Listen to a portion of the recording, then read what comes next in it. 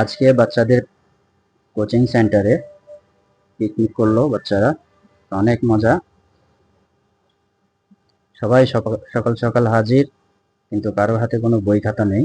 সবাই এসেছে এখানে মজা করার জন্য।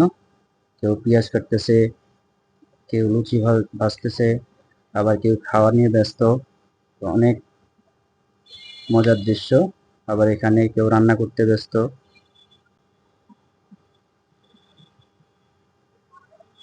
তো সবাই কোনো না কোনো কাজে ব্যস্ত। আবার কেউ খেলাধুলা করছে। সবাই অনেক আনন্দের মুহূর্ত কাটাচ্ছে। এখানে চাল ধোয়া হচ্ছে তেহারি রান্না করার জন্য।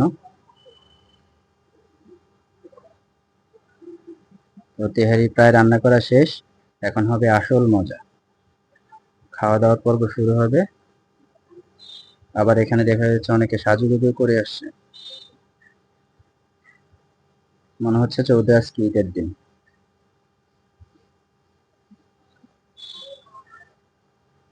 খাওয়া দাওয়ার পড়া শুরু। দেখতে করতেছেন কেউ মনোযোগ প্রতিযোগিতা নিয়ে খাওয়া শুরু করছে। কারো কারো যে না কম করে, উনি তো আবার 5 প্লেটও খাইছে।